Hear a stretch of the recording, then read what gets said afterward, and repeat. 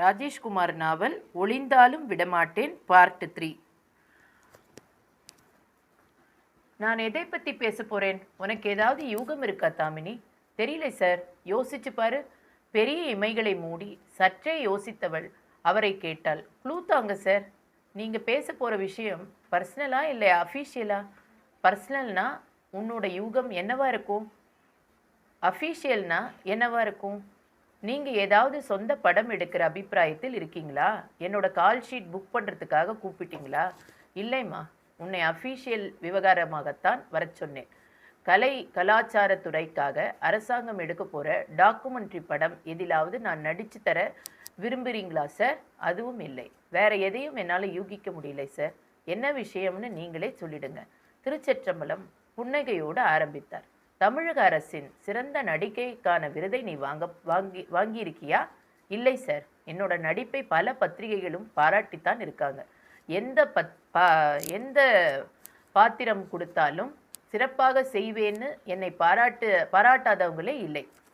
ஆனால் திரைப்பட உலகம் கவர்ச்சி கதாநாயகியாக மட்டுமே என்னை உபயோகிச்சிட்டு இருக்கு. நல்ல கதையம்சம் உள்ள படம் எதுவும் எனக்கு அமையறதே இல்லை. அதனால என்னைத்தான் நான் திறமையை காட்டி நடித்தாலும் விருதுகள் என்னை தேடி வரதே இல்லை சார். கதையம்சம் உள்ள படத்தில் நடிக்கிறவங்களுக்குத்தான் விருது கொடுக்கணுங்கிற எண்ணம் தப்பானது. இதை நான் கமிட்டியில் எடுத்து சொல்லி இருக்கேன். நீ சமீபத்தில் நடித்த கண்ணு பாண்டி சினிமாவை வீடியோவில் பார்த்தேன். படம் மசாலா தான். ஆனால் உன்னோட பார்ட்டை நீ அற்புதமாக செஞ்சிருந்தேன். அம்மா செத்து போகிற காட்சியில் உன்னோட நடிப்பு அபாரமாக இருந்தது. Thank you sir, thank you very much. எனக்கு பெரிய விருதுகள் எதுவும் கிடைக்கலனாலும் பரவாயில்லை. இந்த மாதிரி பாராட்டுகளை கேட்குறப்ப மனசு நிறைவாயிடுது. அப்படி சொல்லாதேம்மா. விருது கிடைச்சா வேண்டாம்னு சொல்லிவிடுவியா என்ன? அதனோட மதிப்பு வேறத்தானே. மதிப்பு தான். ஆனால் கிடைக்காத ஒன்றுக்காக ஏங்குறதில்லை சார். விருதுகளை பற்றி நான் கவலைப்படுறதில்லை. இந்த வருஷம் சிறந்த நடிகைக்கான விருதை உனக்கு நான் சிபாரிசு பண்ணலாம்னு இருக்கேன். நீ என்ன சொல்ற?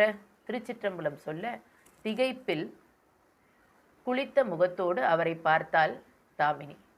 சார், நீங்கள் என்ன சொல்கிறீங்க? இன்னாருக்கு விருது கொடுக்கலாம்னு நான் கையை காட்டினா கமிட்டியில் யாரும் எதிர்பேச்சு பேச மாட்டாங்க. விருதை வாங்கிக்க நீ தயாராக இருக்கியா?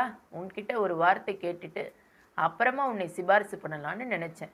நாளைக்கு கமிட்டி கூடுது. அதனால தான் அவசரமாக உன்னை கூப்பிட்டேன். மகிழ்ச்சியில் பூத்த முகத்தோடு அவரை பார்த்தார். சார், நீங்கள் சொன்ன மாதிரி விருதை வேண்டாம்னு யாராவது சொல்லுவாங்களா? அரசாங்கத்தையும் விருது கொடுப்பவர்களையும் அவமானப்படுத்துகிற மாதிரி சில சமயம் சம்பவங்கள் நடந்துடுது. விருதை அறிவித்த பிறகு எனக்கு விருது தேவையில்லைன்னு பரபரப்பாக சிலர் சொல்லிடுறாங்க. போன வருஷம் ஒரு எழுத்தாளருக்கு விருது கொடுத்தப்ப அப்படித்தான் நடந்தது. அதனால தான் முன்ஜாக்கிரதையாக கேட்டுக்கிட்டேன். நான் அப்படியெல்லாம் நடந்துக்க மாட்டேன் சார். திறமையை மதித்து கொடுக்குற விருதை வேண்டான்னு சொல்ல மாட்டேன். குட், நீ நம்ம ஆள். நம்ம